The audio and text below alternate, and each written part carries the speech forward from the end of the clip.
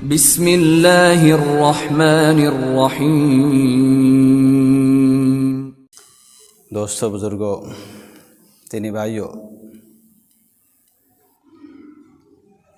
مکۃ المکرمہ میں جب مشرکین مکہ کی طرف سے مسلمانوں پر ظلم کی انتہا ہو گئی، ناقابل برداشت معاملہ ہو گیا،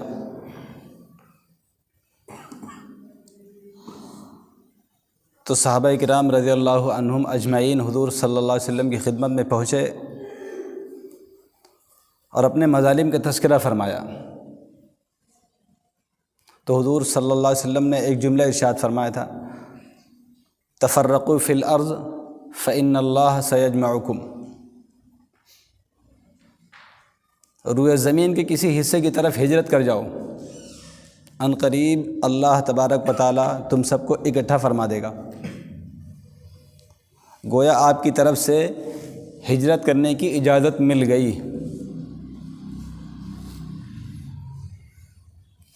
تو جو یہ ہجرت ہے یہ مدینہ منورہ کی نہیں ہے جو آپ نے اجازت دی تھی۔ مدینہ منورہ سے پہلے 2 ہجرت اور صحابہ کرام نے فرمائی تھی، اور دونوں ہجرت حبشہ کی طرف ہیں، اور مدینہ منورہ کی یہ تیسری ہجرت ہے۔ گویا کہ مکہ مکرمہ میں رہتے ہوئے مسلمانوں نے 3 ہجرت فرمائی تھی۔ پہلی ہجرت حبشہ کی طرف، دوسری بھی حبشہ کی طرف تھی، اور تیسری ہجرت مدینہ منورہ کی طرف تھی۔ یہ ہجرت مدینہ منورہ سے پہلے کی ہے، ظاہر سی بات ہے۔ پہلی ہجرت میں بہت مختصر لوگ تھے، اس میں تقریباً 11 مرد اور 5 عورتیں شامل تھیں،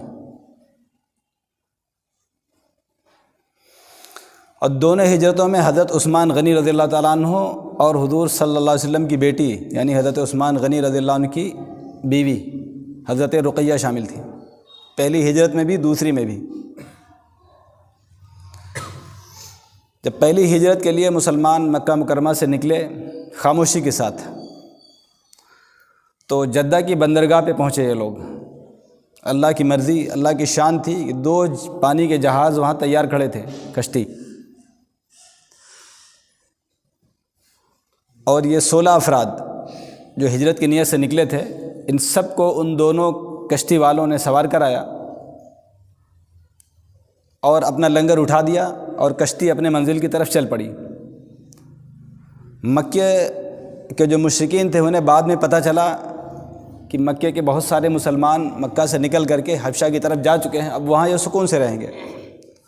تو پیچھا کرتے ہوئے وہ جدہ بندرگاہ تک پہنچے تھے، لیکن پہنچنے سے پہلے وہ کشتی وہاں سے روانہ ہو کر ان کی پہنچ سے دور جا چکی تھی، لہذا وہ لوگ نامراد واپس آ گئے تھے۔ اور جو ہجرت فرمائی تھی پہلی صحابہ کرام نے، وہ یہی رجب کا مہینہ تھا، جو مہینہ بھی چل رہا ہے، جس مہینے میں ہم لوگ بھی موجود ہیں، یہ رجب کا مہینہ ہے۔ اسی رجب کے مہینے میں پہلی ہجرت صحابہ کرام نے فرمائی تھی، اور تقریباً 4 مہینے حبشہ میں تھے یہ حضرات، رجب، شعبان، رمضان، شوال۔ شوال کے مہینے میں ایک افواہ پہنچ گئی وہاں تک، حبشہ تک۔ حبشہ کا بادشاہ نجاشی تھا اس وقت، اور بہت انصاف پسند تھا۔ حضور صلی اللہ علیہ وسلم نے صحابہ کرام کو بتایا تھا کہ نجاشی بادشاہ انصاف پسند ہے، اور اس کے ہاں کسی کے اوپر ظلم نہیں ہوتا، تم وہاں امن و عافیت کے ساتھ رہ سکتے ہو۔ تو 4 مہینے رہنے کے بعد ایک افواہ وہاں پر پھیلا دی گئی کہ مکے کے سارے مشرکین مسلمان ہو گئے ہیں، اور وہاں امن و سکون قائم ہو گیا، اب واپس آ سکتے ہو۔ یہ مسلمان تھوڑے سے تھے، 16 دھوکہ کھا گئے، غلط افواہ وہاں تک پہنچی تھی، یہ حضرات پھر واپس آ گئے۔ جب مکے کے بالکل قریب پہنچے، مکہ کی جو آبادی تھی اس کے اندر جانے سے پہلے تو باہری انہیں ماحول کا اندازہ ہو گیا، اور پتہ چلا کہ یہ خبر غلط تھی، ایک افواہ تھی، لیکن چونکہ اتنا لمبا سفر کر چکے تھے وہ، تو اب مکے میں آنا ان کی مجبوری ہو گئی تھی، تو کسی طریقے سے چھپتے چھپاتے یہ حضرات پھر مکے میں داخل ہو گئے تھے۔ جب یہ وہاں سے واپس آئے تو کفار مکہ کو آج نہیں تو کل پتہ چلنا ہی تھا۔ جب بات کھل گئی تو اب ان کافروں نے، ان مشرکین نے ان واپس آئے ہوئے مسلمانوں پر، صحابہ کرام پر مزید ظلم ڈھانا شروع کر دیا، جو پہلے سے بھی زیادہ شدید تھا۔ چنانچہ بھی چند مہینے پھر گزرے تھے کہ حضور صلی اللہ علیہ وسلم نے انہیں دوبارہ ہجرت کی اجازت مرمت فرما دی کہ دوبارہ حبشہ کی طرف جو حضرات جانا چاہتے ہیں وہ پھر جا سکتے ہیں، کیونکہ ابھی فی الحال یہاں پر رہنا ایک مشکل مسئلہ بن گیا ہے۔ جو بھی کمزور ملتا ہے، کمزور پاتے ہیں، اس کے اوپر ظلم و زیادتی زیادہ ہوتی ہے۔ جن کے پیچھے خاندان ہے، ان کا قبیلہ ہے،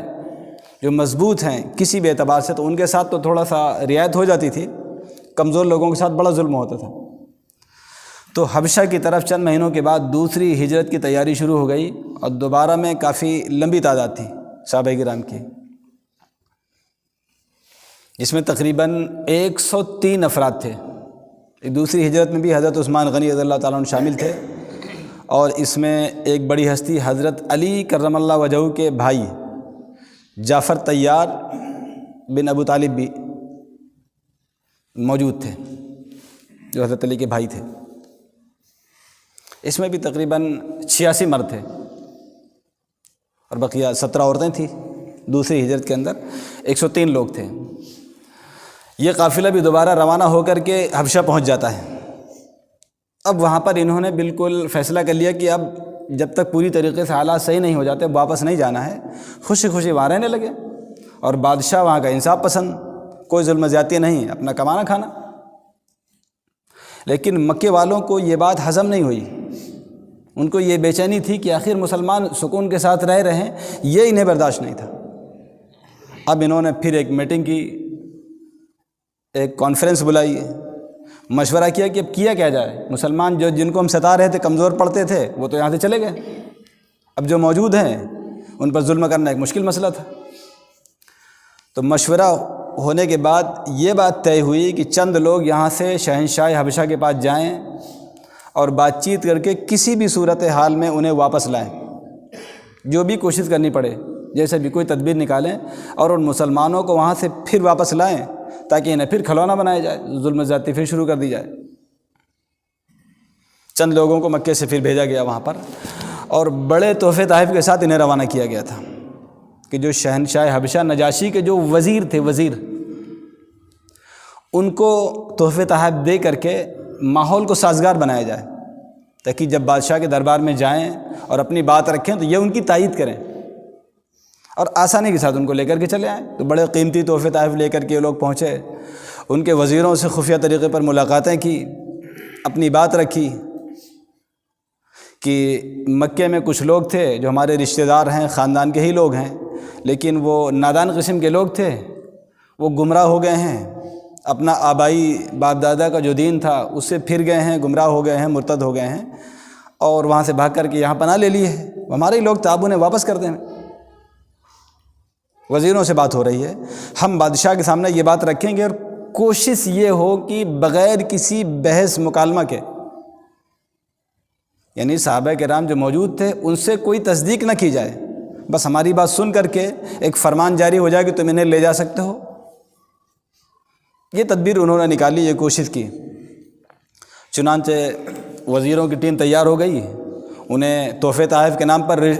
رشوت مل چکی تھی، یہ لوگ بھی تیار تھے، مفت میں رشوت مل رہی ہے، قیمتی چیزیں ان کو مل رہی تھی۔ اب یہ لوگ بادشاہ کے دربار میں پہنچنے کے بعد اپنا مدعا رکھا کہ ہمارے گھر کے کچھ لوگ ہیں، نادان قسم کے لوگ ہیں، اپنا مذہب چھوڑ دیا اور بھاگ کر کے یہاں آ گئے، آپ انہیں واپس فرما دیں، ہم ان کو لے کر کے اپنے وہاں جانا چاہتے ہیں۔ لیکن جو وزیر تھے بادشاہ کے، وہ اس بات سے واقف تھے کہ مسئلہ آسان نہیں ہے، کیونکہ بادشاہ انصاف پسند ہے، اور انصاف کا تقاضا یہ ہے کہ کوئی فیصلہ اس وقت تک نہیں ہو سکتا جب تک کہ دونوں فریق آمنے سامنے نہ ہوں، اور دونوں فریق کی باتیں سن نہ لی جائیں، اس وقت تک فیصلہ ایک انصاف پسند نہیں کر سکتا۔ انصاف ہی نہ ہو تو کچھ بھی کرتے رہو۔ پھر جب انصاف نہیں ہے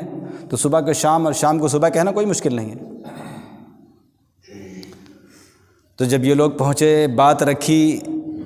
اور جو ان کے وزراء تھے انہوں نے تائید کی کہ ہاں جناب یہ آئے ہیں، اور مکے کے سردار لوگ ہیں اور بڑے ہی باعزت لوگ ہیں، لہذا ان کو واپس کر دیا جائے۔ تو بادشاہ نے ماحول کو سمجھا اور ناراضگی ظاہر کی اور فوراً ایک آدمی روانہ کیا کہ جاؤ جو ہمارے مہمان آئے ہوئے ہیں مکہ سے انہیں بلا کر کے لے آؤ، ہم ان سے کچھ بات چیت کریں گے تب ان کے حوالے کریں گے، پہلے مسئلہ کھل جائے ہمارے سامنے، اس کے پیچھے ہے کیا۔ سمجھدار تھا بادشاہ، اور سمجھداری کی اس سے بڑی دلیل کیا ہوگی کہ حضور صلی اللہ علیہ وسلم نے فرمایا کہ وہ انصاف پسند ہے، اس سے بڑی مہر نہیں ہو سکتی نا دنیا میں، اللہ کے نبی نے خود فرما دیا تھا۔ بادشاہ نے بلایا، اب جب صحابہ کرام موجود تھے کہ بادشاہ کے پاس ہم جا رہے ہیں، وہ عیسائی ہے، ہم مسلمان ہیں، یہ بت پرست ہیں، 3 قسم کے لوگ وہاں موجود ہیں، تو عیسائیت میں اور اسلام میں بہت ساری چیزوں میں اختلاف ہے، اور عیسائیت میں کافی بدلاؤ بھی ہو چکا تھا،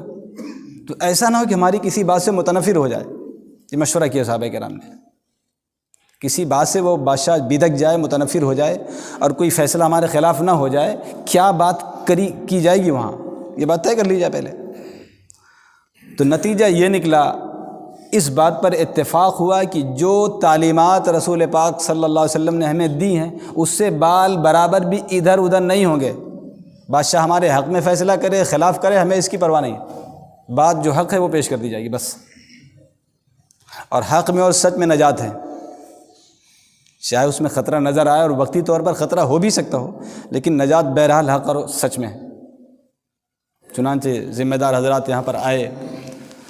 اور جس میں سے خاص طور سے اس مجلس کا، اس گفتگو کا، بات چیت کا ذمہ دار حضرت جعفر طیار رضی اللہ عنہ کو بنا دیا گیا تھا۔ یہ حضرات آئے، اور اس وقت دربار میں حاضر ہونے کا ایک طریقہ تھا، آج بھی چل رہا ہے مزاروں پہ، کہ جھک کر کے بڑے ہی ادب کے ساتھ سلام کیا جاتا تھا بادشاہ کو، یعنی رکوع کے انداز میں، بعض جگہوں پر سجدہ کرنے کا بھی ماحول تھا، رکوع کم سے کم رکوع یا سجدہ، دربار میں جائیں گے تو پہلے یہ کریں گے، اس کے بعد کھڑے ہوں گے، بادشاہ کے سامنے حاضر ہوں گے۔ اب یہ حضرات تھے ٹھیک اسلامی طریقے پر بالکل سیدھا سا گئے اور بادشاہ کو سلام کیا اور دربار میں جا کر کے کھڑے ہو گئے۔ تو یہ خلاف پارٹی تھی بی جے پی والوں کے، ان کو اندازہ ہو گیا کہ یار یہ مسئلہ تو یہاں بن گیا ہمارا۔ کہا بادشاہ صاحب یہ تو بالکل جاہل قسم کے، جنگلی قسم کے لوگ ہیں، انہوں نے دربار کا اور شاہی دربار کا کچھ آداب کا پتہ ہی نہیں ہے، چلے آ رہے ہیں اسی، انہوں نے سر کو جھکایا، نہ سجدہ کیا نہ رکوع کیا، اور بس کھڑے ہو گئے۔ بادشاہ نے ان کو خاموش کیا، بول چکے ہو، ذرا ان سے بھی تو پوچھ لو نا آخر انہوں نے ایسا کیوں کیا ہے، ایسا تو نہیں کہ یہ بچے ہیں، مکہ سے آئے ہوئے ہیں نا یہ لوگ بھی، جہاں کے یہ رہنے والے تو وہیں کہ یہ بھی تو کچھ تو معاملہ ہوگا، خاموش رہو، ذرا ان سے بات کرتے ہیں۔ سمجھدار تھا بادشاہ، بہت سمجھدار۔ ان سے پوچھا کہ کیا بات ہے، تم لوگوں نے ہمیں سلام کیا لیکن سجدہ نہیں کیا، جو ادب کا طریقہ جھک کر کے سلام نہیں کیا ہم کو۔ تو صحابہ کرام نے فرمایا کہ ہمارے نبی حضرت محمد صلی اللہ علیہ وسلم نے ہم کو یہی تعلیم دی ہے کہ ہم اسی طرح ایک دوسرے کو سلام کرتے ہیں، اور آپ نہیں، ہم اپنے نبی کو بھی اسی طرح سلام کرتے ہیں، وہاں بھی جھکتے نہیں ہم۔ اور تم سجدہ کی بات کرتے ہو، تو ہمارے نبی حضرت محمد صلی اللہ علیہ وسلم کی یہی تعلیم ہے کہ سلام ایک دوسرے کو اسی طرح کریں گے، اور اہل جنت بھی اسی طرح ایک دوسرے کو سلام کریں گے قیامت کے دن۔ اور رہا سجدے کا معاملہ، تو صاف فرمان ہے کہ یہ سر اللہ کے علاوہ کسی کے سامنے جھکنے والا نہیں، ہمارے نبی نے منع فرمایا، جھکے گا تو صرف اللہ کے سامنے۔ تو بادشاہ تو ایک دم چہک گیا، یہ اسلامی ایک توحید کی تعلیم تھی نا اس کے اندر، اور عیسائیت میں بھی کوئی وہاں شرک تھوڑی تھا اس کے اندر، یہ تو بعد والوں نے بگاڑ دیا تھا، شدہ کر کر کے بعد والوں نے ماحول کو خراب کر دیا تھا، ورنہ کسی نبی کی تعلیم میں شرک کی گنجائش نہیں ہو سکتی تھی۔ تو بادشاہ نے سنا تو بادشاہ بالکل مطمئن ہو گیا، کہا تمہاری بات ٹھیک ہے۔ پھر اس کے بعد بادشاہ نے پوچھا اچھا یہ بتاؤ کہ ابھی تک تو ہمارے درمیان میں 2 مذہب مشہور تھے، ایک عیسائیت ہے، مسیحی دین ہے، عیسیٰ علیہ السلام کی طرف جس کی نسبت ہے، اور ان کے پاس آسمانی کتاب ہے انجیل، یا تو بت پرست لوگ ہیں یہاں پر، جس مذہب کی یہ لوگ بات کر رہے ہیں کہ انہوں نے اپنے آبائی مذہب کو، آبائی دین کو چھوڑ دیا ہے اور کسی نئے مذہب میں داخل ہو گئے ہیں اور یہ لوگ گمراہ ہو گئے ہیں، وہ کون سا مذہب ہے ذرا اس کے بارے میں بتاؤ گے؟ بادشاہ نے پوچھا تھا۔ تو بادشاہ کے اس سوال کے جواب کے لیے پھر صحابہ کرام نے حضرت جعفر بن ابو طالب یعنی حضرت علی کرم اللہ وجہہ کے جو بھائی تھے جعفر طیار کو آگے بڑھایا تاکہ وہ اس سوال کا جواب اسلام کی اور قرآن کریم کی تعلیمات کی روشنی میں دیں گے۔ چنانچہ انہوں نے ایک بہت زبردست طاقتور ایک تقریر کی تھی نجاشی بادشاہ کے سامنے، جس نے پورے مجمع کو مطمئن کر دیا تھا، کفار تو مطمئن نہیں ہو سکتے تھے، لیکن بادشاہ اور وہاں پر جو سمجھدار لوگ تھے سب کو مطمئن کر دیا تھا۔ لیکن یہ تقریر کا پورا عنوان انشاءاللہ ہم آئندہ ہفتے آپ کے سامنے رکھتے ہیں۔